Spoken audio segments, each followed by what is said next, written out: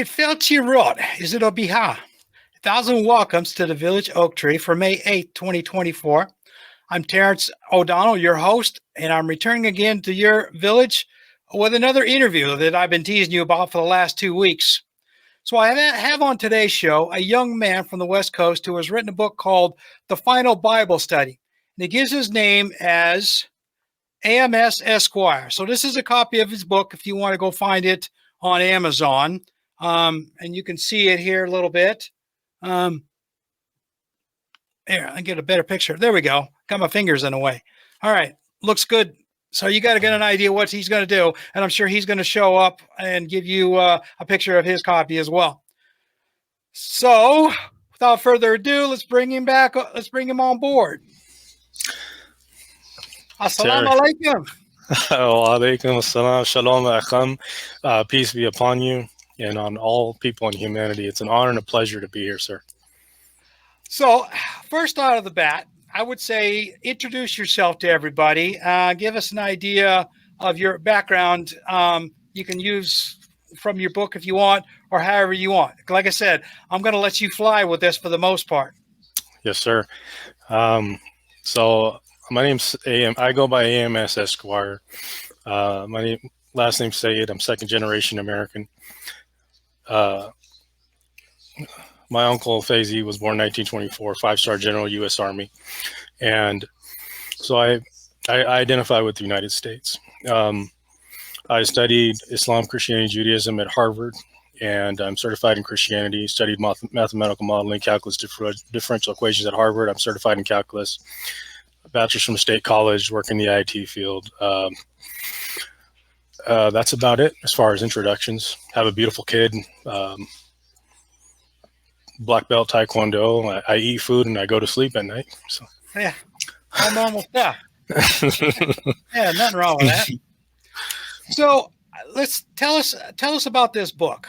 I mean, I prepared some questions, but mostly I'm only going to interject them if I feel like it's a kind of a point of view type of thing. Mostly, like I said before, I kind of want you to tell us about the book. My biggest first question is, after you tell us about the book, I want to know why you wrote it. Perfect. Yes, sir. So the book came about after 3 years of debate with a very bullheaded individual that I found out actually knew nothing about theology. And they presented themselves as an expert. And I was convinced in the beginning until we went deeper into the conversation. And they were basically just basing their entire theological position off insulting other people's faith practices. And personally, I'm maternally, paternally, ethnically from Abraham. I'm very proud of that. And I believe that gives no one any race, and these things give no one any advantage. We're all children of, we're all, whether Gaia or God or anything at all, we're all humanity. And there's people in my ethnicity that are good people, and there's people in my ethnicity that belong behind bars, if you ask me. And all of my theological teachers were from a different ethnicity than mine. We had a preliminary conversation with yourself. You actually know quite a bit, even maybe possibly more about this subject matter than I do. And so the reason for bringing about this book was because of a trend that's happening right now in the United States, and it's a threat to democracy. And that's not a political slogan. That's a warning. We have 6 months until the election, until November, and then everything's solidified in January. I'm on the fence. I'm neither party. I've never been. I vote on issues. That's just my personal thing. I respect both candidates, blah, blah, blah. But the purpose of this book was to write against this specific threat to democracy. I think all religions at the core have some highest power, if not a monotheist, at least to some extent, whether it's the Logos energy, whether it's the Hindu Bhagwan, whether it's the Muslim Allah, or the Judaic Elohim, or the Christian Heavenly Father. And I believe that religion and a lot of faith practices and spiritual practices are forces for good, and I believe that's why people adopt them. period. And everybody has their right to follow what their walk has led them to. And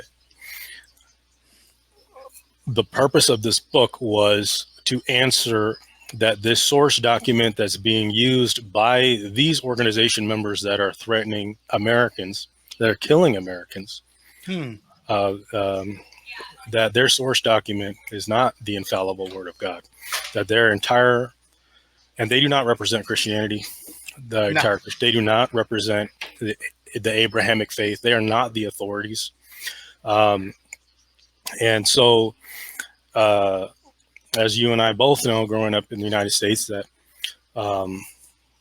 people are forced for good. Even Donald Trump, quote unquote, enjoys a great deal, a high degree of respect in society, quote unquote, if you know what I mean. And he belongs to a great organization. Islam is a peaceful religion. Christianity is a peaceful religion. Judaism is a peaceful religion. You can reference Rabbi Jacob Weiss. These are forces for good. These are social programs. These are programs that run food banks in the United States. And so these fringe elements have become very dangerous. And so the purpose of this book was that I pulled a few recent examples of, they basically operate under if I may say it, the same functional characteristics as Al-Qaeda. They have a theological book that they misinterpret. They take the violent aspects. They allot themselves as better than others. They have a ringleader, right? And so they're violent. They kill Americans. And so I'm not going to go all the way back in the interest of time. You're the expert here.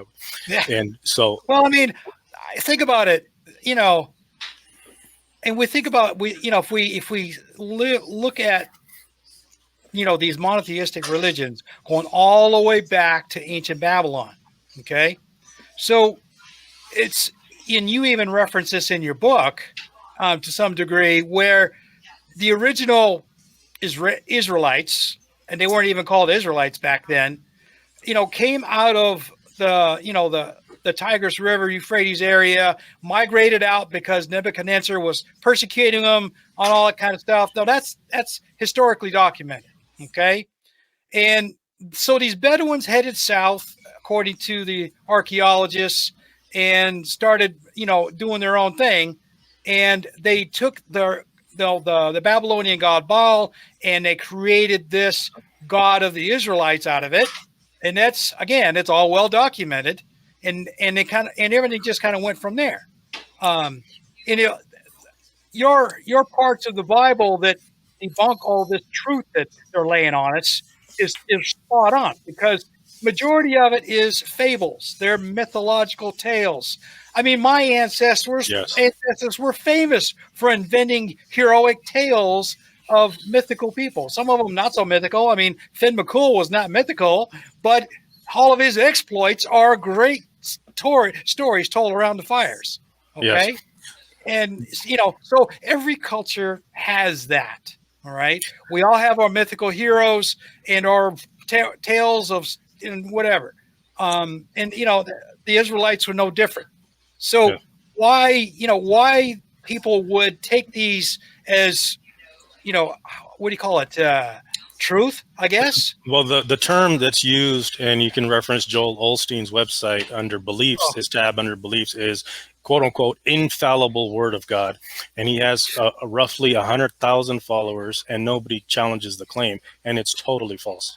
Yeah. And this is objectively false. And what this book does, it's not a position. It's as objective as possible, that it puts verse numbers after every claim. Open the Bible and fact check it. Mm-hmm. And so it's annotated. You can do the same thing with the Torah. I mean, the Old Testament of the Bible, you can do the same thing. Most of those stories probably started with a small thread of truth to it. Something similar happened to somebody, and they made a story to tell by the firesides out of it. I'll give you an example. Everything you're saying is spot on. I mean, so you have Thor, son of Odin, who's the wife of Frigga, and this fanciful story, the Valkyries. Same thing in this Abrahamic tradition, is that these is a heavily persecuted group, and in order to impress a Greek audience, they make these fanciful tales that don't mess with us. Or the Maccabees, for example, the elephants will run in and God will send thunder. None of that happened. Right. Another thing is.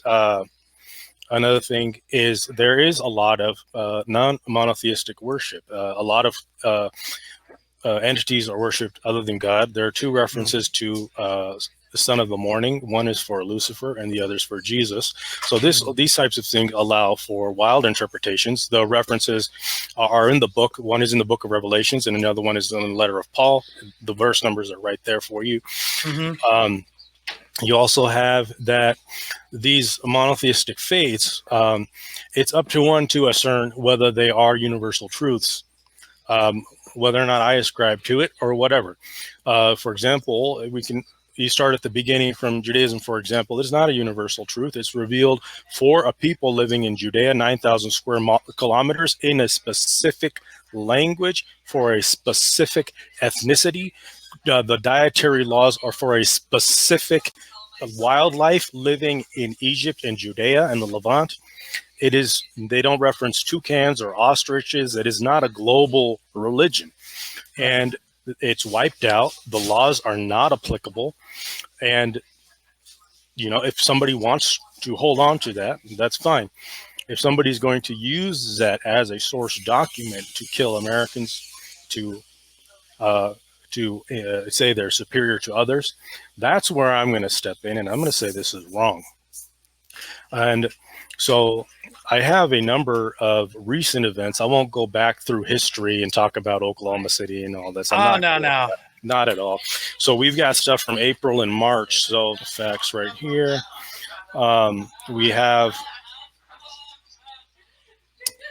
We have, obviously, as you know, Patriot Front shows up to a gay pride family parade, LGBTQ family parade, with children. They show up, 3 of them with grenades and firearms. They have no right to do this. People in the United States have every right to follow what their pursuit of happiness, their interpretation of the Constitution. And so they brought physical violence to that family park event. That's terrorism.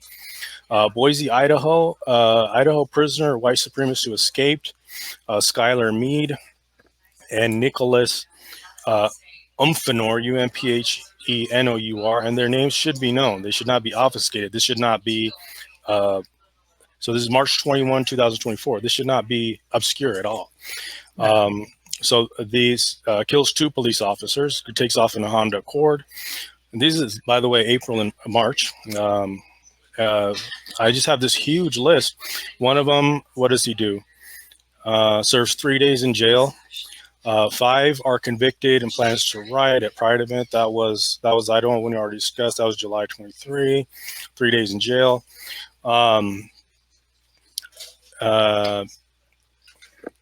The list just goes on. It's ad nauseum, but these are very recent.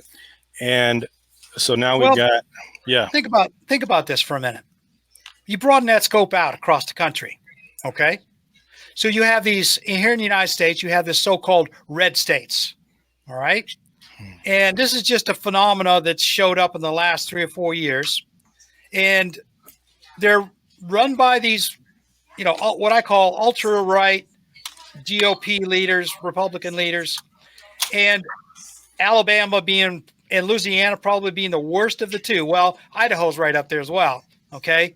But the idea is that they want to turn these states into white Christian theocracies. It's very obvious that that's what they want to do. All right. Yes. Alabama's, initiating all these draconian laws against women. Texas has put a bounty on pregnant women.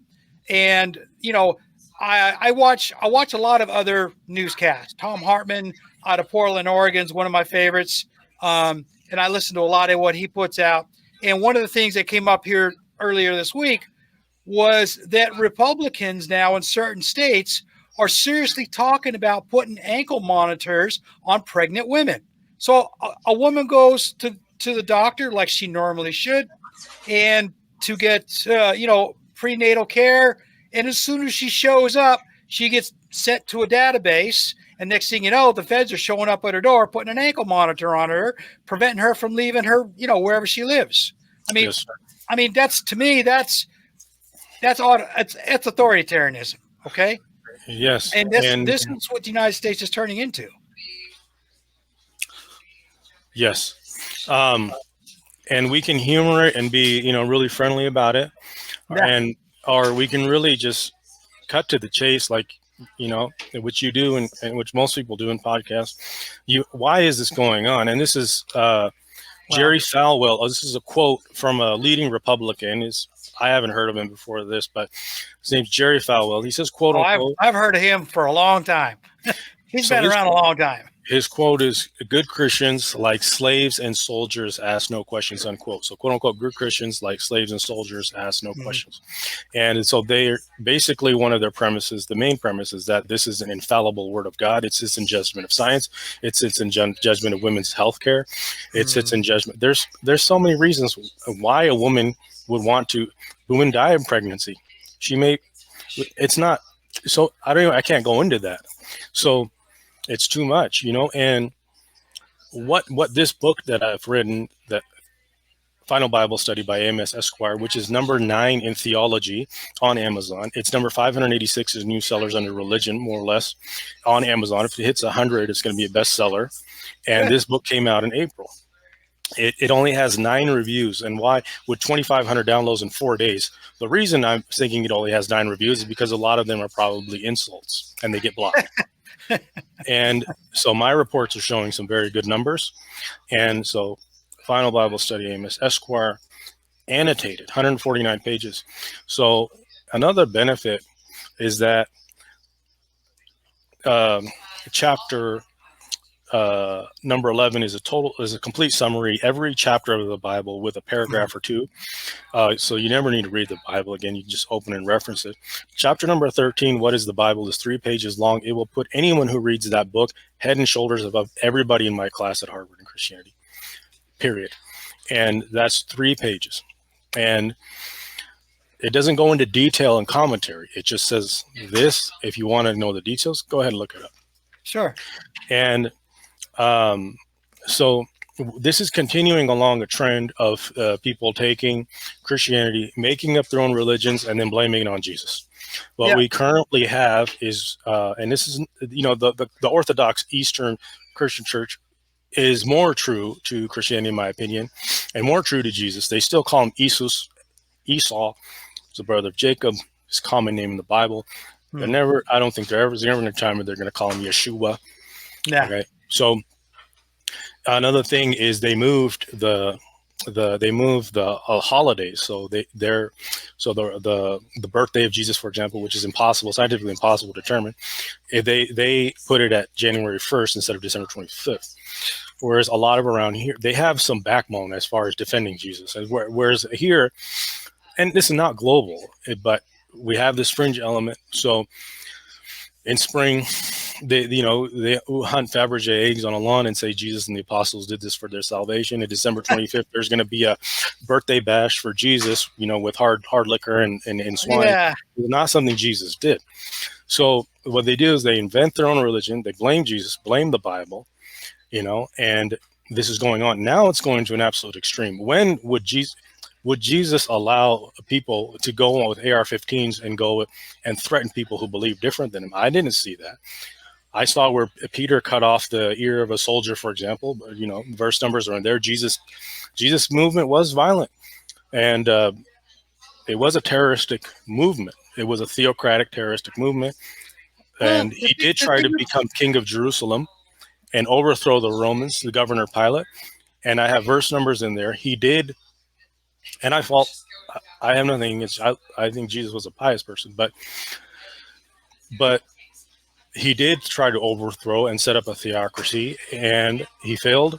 And he did tell his disciples to sell their shirts and buy swords. He asked them if they have a sword, are you packing heat? And all these verse numbers are in there. Right. So there was an element of violence, but later, after he was pretty much humbled, turn the other cheek. Moses says eye for an eye, tooth for a tooth. I say turn the other cheek. Starts inventing his own religion. So, hot topic today. What is a Jew, for example? So, for example, the Sephardic side of a family on the maternal side, or is it the descendants of Jacob on the maternal side? What is it? So, this is after 3,000 years, 2,000 years, 1,400 years for Islam. A lot of people have defined it. Muslims define it as somebody who's maternally from Jacob without break, somebody who follows the Torah, somebody who follows Moses. So right there, whatever 0.02% of the world population meets this criteria, a lot of them don't even follow the Torah or Moses. And it's difficult to follow the Torah, a law that applies to how to transport yourself on bull oxen and 50 shekels for this and blah, blah, blah. And so a lot of rabbis who are educated and they're lawyers follow the Gemara or the Mishnah or the oral tradition or the Palestinian Talmud, which now they call Jerusalem Talmud, or the Babylonian Talmud, whereas this is more commentary, and that's a more rational approach, because you can have a functional legal system. But as far as the Torah, and then further the Torah, it's also that Moses was given inscriptions on a tablet, and it was just enough to put on top of the altar. So it wasn't much. No. And this is all verse numbers are in here. So as far as Jesus, people saying King of the Jews, that comes many times because he was from the household of David. But if we take that definition with the three categories, he fails to be a Jew because he is ethnically Jewish, but he changes the law of Moses. He changes the laws of the Torah. He refers to it as leaven, like bread leaven. He uses a lot of symbology. And this is all annotated with verse numbers. Fact check me, please. So in addition to that, Jesus separates himself from the Pharisees very distinctly.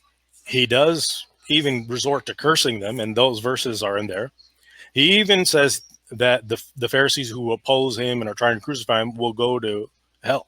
And I have the verse numbers in that also. So he's distinct, and he's distinguished himself without any room for ambiguity and without any obscurity at all. Right. And he's clearly establishing a new religion that is not Judaism. He's also, Paul is saying the gospel must be preached to all nations. So they're removing this whole Jew-Gentile concept, and they're bringing in the Greeks. And all of my claims in here are annotated, and that's the strength for me, Terry. Well, the big thing about Ellis is that those people who literally read the Bible, okay? And, like I said before, I've read it numerous times. When I was real young, it was force-fed to me. So it was literally just, this is this, this is that. So as an adult, of course, I took another look at things and read it like it was like a storybook. And a lot of things became a lot clearer to me. But the big thing is, then I read some of the Quran, and I thought, hey, you know what? There's a lot of similarities here. And then I started realizing that, certain parts of the Quran were basically somebody else rewriting the Old Testament. I'm like, okay, well, that's interesting. So I started reading some more. And that's when I realized that each one of these faiths all are rooted from Abraham and Jacob, and that each one of these prophets took their ideas from the original root and said, all right, you know what? I want to make a change. I want to do this. I want to do that. Now, in the prophet Jesus, when he did his thing, his biggest problem was he was upset with the way the Jews were running things. He didn't like the idea of all this money changing in the temples. He didn't like all the Pharisees telling everybody what to do, because the original faith from Abraham wasn't intended to be like that. Okay. Well, yes, Abraham showed up and said, hey, God has said this land is ours. Go out there and get rid of everybody so we can move in and take over. That was in the Old Testament. And yes, there's no doubt the 12 tribes of Israel went out and did all of that, killed a lot of people and so on and so forth. Well, you know what? The world was a rough time back then, It's just the nature of things. So you look at that, I'm like, yeah, all right, this is just normal life. But then, then when you come to, the time of the prophet Jesus, where he was doing his, and you're right, there's a lot of theories that he may have, because they can't account for a certain period of time when he was in his 20s. So they're thinking that he left the area, went and got educated, whether it was down south with the Buddhists or somewhere else, and he came back with some new outlooks on things and tried to incorporate some of that meditative type stuff into what was already on the ground with the Jewish faith. Well, obviously, that went dead set against anything that the ruling Jews had. So obviously, they were going to make this guy go away. So they give him up to the Romans, say, hey, we don't like this guy. He's trying to be the king. We don't want him to be king, yada, yada, yada, Yes. Discussion. Yes. I mean, what you said is 100% spot on. Somebody wants to deny that, they can look in the book, and there's annotated verses to validate what you said. And they can fact check what you just said, fact check what doctorates of divinity, Christians with PhDs in Christianity, Christian history. There's not much PhD work in the Bible, but in Christian history, the different eras, these people are doctorates of divinity, agree with me and agree with the book. And they say, we know these things, but we're shy to talk about them before the public. Oh, yeah. There's so many people out there that were like, ah. So what you said is spot on. So what is Abraham saying? Number one, Abraham is neither an Arab, nor is he a Jew. Nope. He's the father of all of them. And what is he saying? Isaiah 45, verse 12. And this annotated, La ilaha illallah, that there's monotheism, one God. And in the Quran itself, all details aside, is in the first chapter is the 7 verses, the Fatiha, the opening, and the second chapter is the heifer or the cow.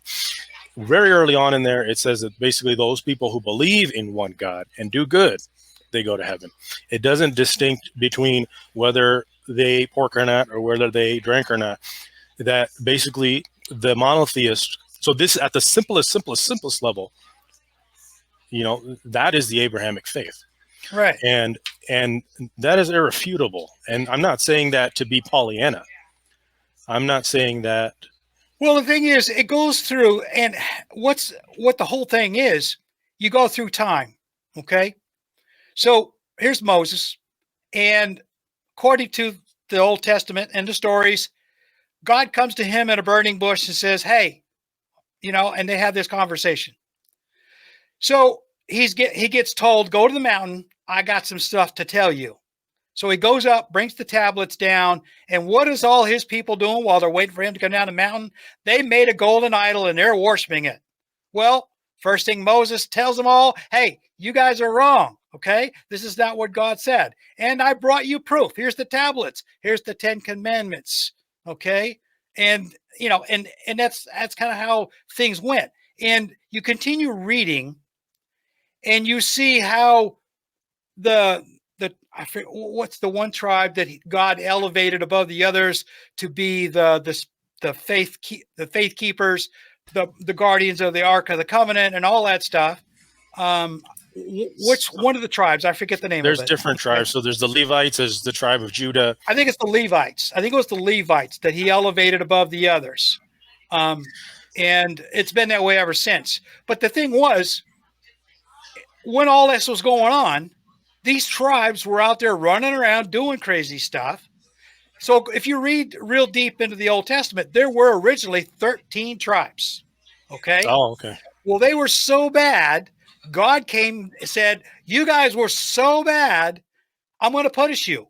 And he wiped out one whole tribe, just completely obliterated them, and told the other ones, see, I did that. So you need to take heed, and you need to start doing what I tell you to, or you're going to go like they did.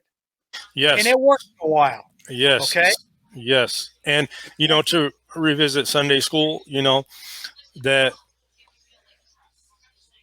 all these promises of a holy land, these promises, you are the greatest, all these promises, you are the children, you are better to the exclusion to others. These are antiquated. And this is in the book with annotated verses. There is a chronology in the Bible, and they're being punished thereafter. And then again, I'll promise you with the most sincere, deepest promises, I will never punish you again. And then boom, once again, they're punished by God Right. in a violent way. So they're being taught, from my reading, is that this is a conditional promise that if Right. you obey God and you're on the good side, then you have his favor. But if you don't, wham. And Well, think it about it. comes and You go, so you go through the histories again. How many times did God punish these people? Okay. He punished them when the Philistines came in and took them over. He that's in the punished them book. again when the Egyptians came and took them all over. He punished them again when the Babylonians came in and took them all over. And it's been that way throughout their history. Every time they stray from the path, God punishes them. And the last, in recent several hundred years history, God took their land away from them again. Yes, Okay. God saying that. Dispersed them out of the land and scattered them across the world. And so in the 20th century, they saw, oh, we were massively punished by the Germans. Okay. So we repent. God give us our land back. And here we are, 1948. They're all going back to, Yeah. Palestine. Yeah.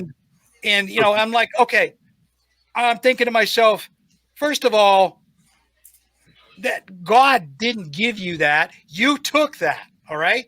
You started that in 1898. You got the English on board in 1917 with the Balfour Agreement. And in 1948, you committed genocide. 750,000 people killed or relocated. And just because you say to the world, woe is me, 6 million of us got killed in Europe and all this stuff. You need to feel sorry for us. You need to give us our land back. So the Allies said, oh yeah, we feel sorry for you. We're really sorry that happened to you here. Have whatever you want, especially the English, especially England.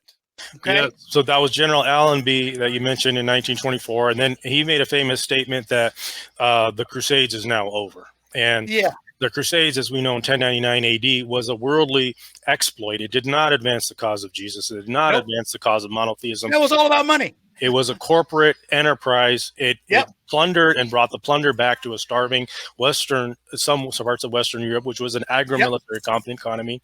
When the paintings, the fresco, and whatever that the reliefs and that substitutes and reliefs that they have, that we still have to this day, Smithsonian, etc., the Louvre, that they're basically wearing stately garb that was like an Ottoman type of garb. They have turbans and everything. It was a total material exploit. It did not help the cause of Jesus. They actually attacked the Church of the Holy Sepulchre. I always tell people all the time that the Catholic religion, I don't call it Christian, I call it the Catholic religion.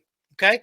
Because when that bishop, that Christian, so-called Christian bishop, went to the Roman emperor in 325, said, hey, if you don't pick on us, I'll do this for you.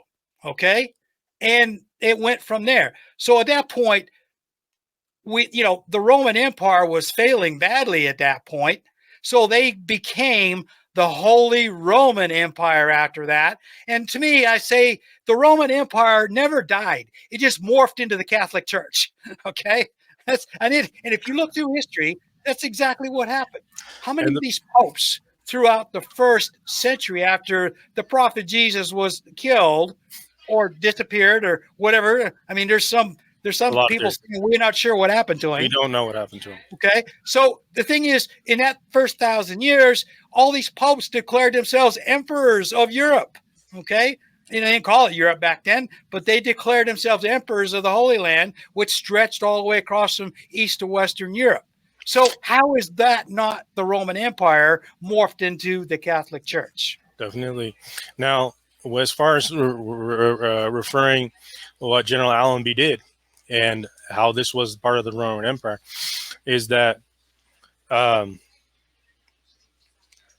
this brings the whole topic home. What you just said is that this is a political exploit. Right. This Holy Land right now. And in the Bible, it says there'll be a false Holy Land before the real Holy Land and a false Messiah before a real Messiah, blah, blah, blah. I'm not even reading into any of that. When COVID happened, I don't want to digress, but when COVID happened and it's Armageddon, the preacher saying, here it is, the end of the world, repent, repent. I bought into the stock market. I bought the dip and I made some good money off of that. And anybody else who did, is now reaping the benefits, Sure. for example. And who didn't, you got 2/3 of your 401k wiped out. Okay. Mm-hmm. Or you got ripped off by your banker, which probably is the case. But long story short, the predictions of the end of the world, 2014, the end of the world was supposed to end because there's 4 blood moons over Jerusalem. Mark Blitz, 100,000 people follow him. Don't fact check him. Failed. 1924. This is all in the book, and this is annotated. Fact check it. So there's literally like 30 recent contemporary predictions that the world will definitively end on this date. Hal Lindsey's not off the hook. So late great Planet Earth, 15 million copies sold. What he does is a logical fallacy. He's a psychological exploiting people. What he does in his very thin book, on the first half of his book, he uses hindsight and says, okay, don't listen to astrologers. The Bible is more accurate in prophecy than astrologers, because look at all these history events that happen, and look, there it is right in the Bible. Yeah, but the Bible is most likely written right before the 1st century. So it's all hindsight. So that's basically the equivalent. And then the second half of his book, he's just saying, now, based on that premise that this is reliable, this is what will happen in the future, and it doesn't happen. He says that Russia will attack the Holy Land, maybe today, but that book was written in the 70s. It didn't play out like that. No. Another thing, he just, et cetera, et cetera. I won't go into his. But the thing is what is it? Is that these end of the world predictions fail, and that the prophecies in the Bible have any merit is the same as an astrologer who'll never predict the next president, but will say, I knew that Bill Clinton would be president because these stars and moons were aligned. Well, that's not helpful to me. No. And so that's also in the Bible, how they predict these things. Another thing is the Bible was scrutinized in the information age with a computer. Right. So 5,400 manuscripts of the New Testament, because the Old Testament, I think, is done and over with. You read the book of Genesis right there in page 1, contradictions, scientific inaccuracies. It's annotated in the Bible that there was daylight before there was a sun in the sky, that there was animal before there was vegetation and water. You go through the genealogies that the earth is 3,000 to 6,000 years old. I mean, if you want to discriminate, is NASA going to ask somebody, what's your religion? Because are you going to be a tool for me? Are you, but I won't, but it's just totally debunked. And sure, you can go look, and these, for example, on YouTube, there's this pop culture thing. I stopped watching TV when I was 17, brother. But, I get bled into that stuff. But there's like this whole thing about debate by people who are not theologians. Right. Like I said, doctors of divinity agree with me. And everything you said about this, Rabbi Jacob Weiss agrees. They're Torah following, they call themselves Torah following Jews, WEISS. And they said these people have hijacked our religion. We're not a political religion. We believe in a Messiah that's going to come from God, that's going to lead us to victory and establish peace on earth. The fervor really started in the 1970s. Herzl in the late 1800s, as you know, approached the Ottoman Sultan, who was controlling the Holy Land at that time, offered him a great sum of money, and the Sultan refused. The sick man of Europe collapsed, and that's when the British made their move, and they sacked the Holy Land. And so it wasn't a religious foundation. It was a political exploit. It's highly profitable. And this, according to Rabbi Jacob Weiss, he's the expert. I don't need to even research that subject. He's on it. He and his team of rabbis who protest, their position is that, as Torah following Jews, Judaism is a peaceful religion, and that's a good stance to take, because you can take both stances. Mm-hmm. And the God is going to give us our Messiah. And so what I've done is I don't need to spend much time on the Old Testament. I do. I have 13 pages of irreconcilable contradictions. Right, so I saw that. When the contradictions, people, they take two that they like and, reconcile them. That's not what we're talking about. Not at all. We've got where it says in the New Testament, Jesus was crucified in the 6th hour. Right there later, Jesus was crucified in the 3rd hour. Was it 3 o'clock or 6 o'clock? You've got a contradiction. They're not reconcilable. You cannot crucify somebody at 2 different times of the day. You've got where Jesus says, my last, and this is annotated, fact check me. it says in there that Jesus says, "My last words are, God, in my hands, or into your hands, something." And another one, he says the last words were, "It is done." Both those verses are there. Cannot have two last words. So, et cetera, et cetera. Was he bearing a Think cross? about Was it Simon too. bearing The a cross? guys who wrote these books, okay, John, Paul, Timothy, and all these guys, they wrote this stuff long after Jesus was gone. Oh yeah. Okay, so we all know how memory can be very fallible. So if you're writing something 10 years after the fact, all right, how are you going to remember every little detail? You aren't. I'm sorry. You're just not going to. All right. So if I may, so I mean, we're belaboring the obvious. We preliminarily spoke. You're an subject matter expert. I think we're Well, just really telling the audience. Here's what I will tell you. I don't have any faith whatsoever in these theological predictions because, like you pointed out, none of them come true. Okay. Or if they do, it's mostly by accident. Okay. I mean, if I believe in anybody's predictions at this point, it's going to be Nostradamus. He's the only one that's had a bunch of them that have actually come true, and he's got a lot more out there in his book. If you read it, that haven't come to pass yet, and I'm kind of waiting to see how that's going to work out. But was he a theologian? Well, not really. No. Okay. But see, everything goes back to the basic core of everything. Okay. Human greed, top of the line. All right. Everything starts right there. You go right from, like I said before, Moses coming down off the mountain, and here's all his people down there waiting on him, worshiping a gold idol. Okay. Well, all right. Right away, you've got something not right. They don't have patience to wait. So you track further through history, and you go to There's a lot more than that. I mean, so much more than that. So this book covers. I keep going back to that bishop. The only reason he got involved with the Roman emperor because he was worried about saving his butt.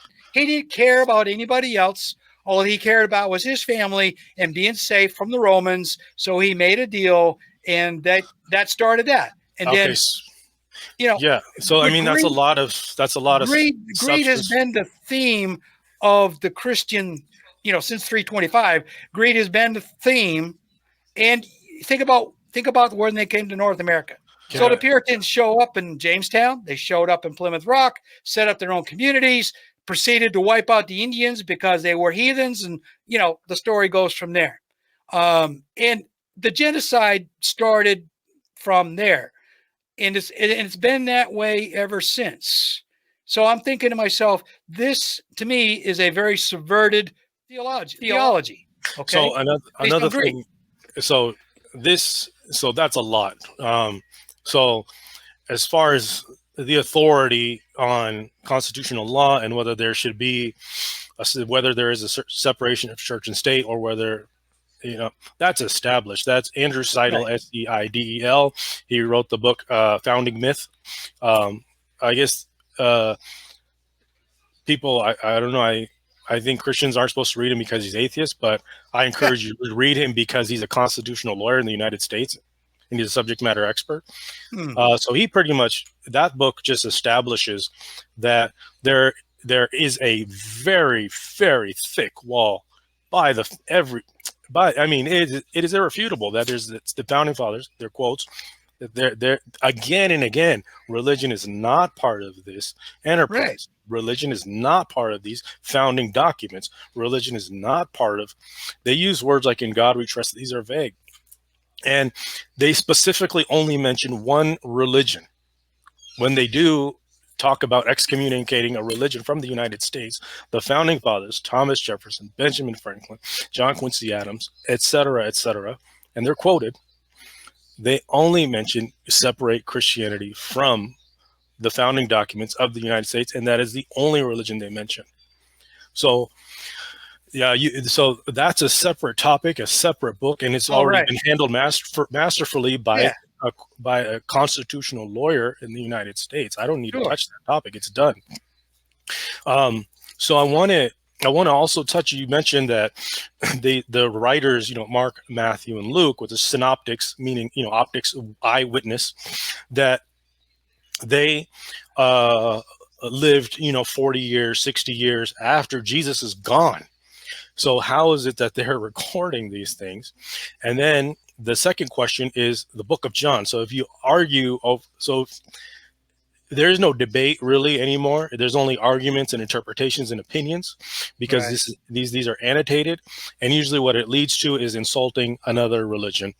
And Hmm. but as far as the Bible as a source document, this is complete. That this is not the infallible word of God. This is what being practiced is not the message of Jesus. Blah blah blah. So.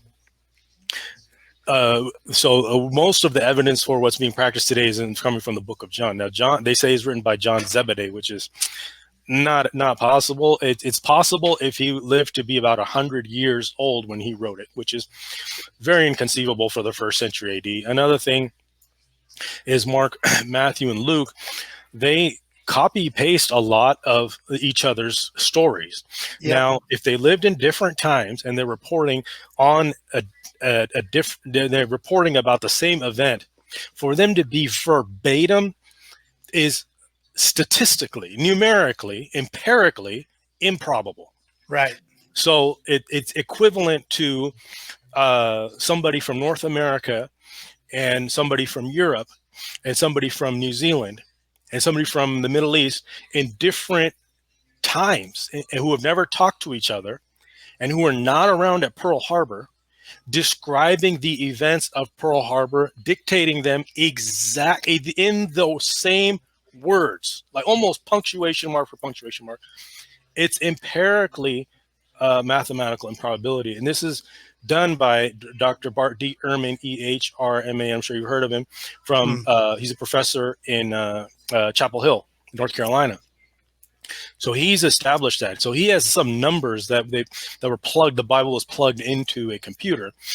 So there are over 200,000 irreconcilable differences in these 5,400 manuscripts of the New Testament. And John Stuart Mills, who was different than John Mills, another guy, and this is in the book. And again, verse annotated, dates, names, fact check me. So I think it was in the late 1700s. I have my book open. It's just a lot, but he says more or less that so basically his story is that he gets 100 different manuscripts. He develops something he calls his apparatus to compare the different manuscripts, and he finds like 3,000 irreconcilable differences. Mm-hmm. And this is like the late 1800s. So now the computer showed 200,000, but Dr. Bart D. Ehrman is saying that there are more errors between and conflicts between these manuscripts than there are words in the New Testament. Meaning a lot. It's like the neurons of the brain having so many connections. Right. So this is the number one. So somebody said, willy-nilly, shooting from the hip, that, it's a miracle. So the synoptics, Mark, Matthew, and Luke are copy-pasting. They're not copy-pasting each other. They're divinely inspired. That it's a miracle. Okay, if it's a miracle, why is it full of contradictions? Why is it scientifically inaccurate? Why does it have errors? The big thing about all of that is it goes back to power and control and money. Okay? So, you go back to the first 1,000 years, it was all about the Catholic Church because the Protestants hadn't really come along at that point. Martin Luther was pretty much the first breakaway. And look how much trouble he got into. But the big thing was that up until that point, the Catholic Church pretty much owned everything. And they were all about taking everything as well. Okay.